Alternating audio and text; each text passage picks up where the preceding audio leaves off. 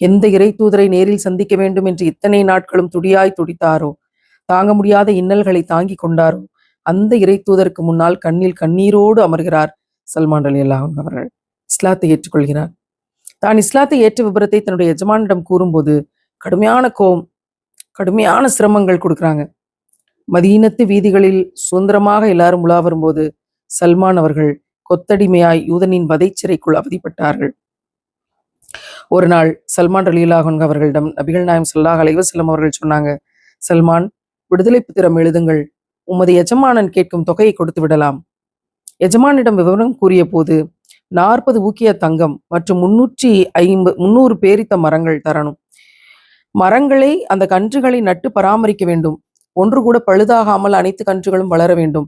பிறகுதான் முழுமையான விடுதலை. இதுதான் நிபந்தனைன்னு சொல்றான் அந்த யூதன். நிபந்தனைகளை கேட்ட நபிகள் நாயகம் ஸல்லல்லாஹு அலைஹி வஸல்லம் அவர்கள் தோழர்களிடம் சொன்னார்கள், உங்கள் சகோதரருக்கு உதவுங்கள். ஒவ்வொரு தோழரும் தோட்டங்கள்ல இருந்து பேரித்தங்கன்றுகளை கொண்டு வர்றாங்க.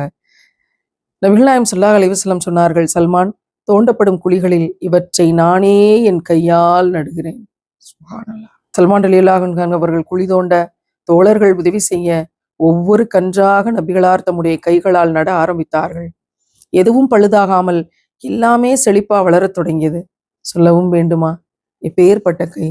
வெளிச்சத்தின் கை, கருணையின் கை, பாசத்தின் கை, தியாகத்தின் கை, அன்பின் கை, உம்மத்துக்களுக்கு நலவை நாடி கண்ணீர் சிந்திய உள்ளத்தின் கை.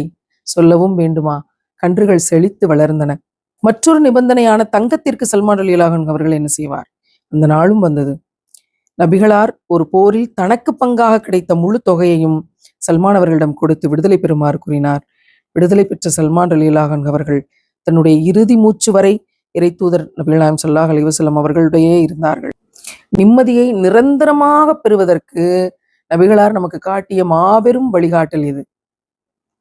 தானாக தேடி போய் உதவி செய்யாட்டி கூட கிடைக்கும் சந்தர்ப்பங்களின் போது, கண்ணால் பார்ப்போம், கிடைக்கக்கூடிய சந்தர்ப்பங்களின் போது ஏழைகளுக்கு உதவ வேண்டும். இந்த எண்ணம் இருந்தாலே போதும், நமக்கு நிம்மதி வசப்படும்.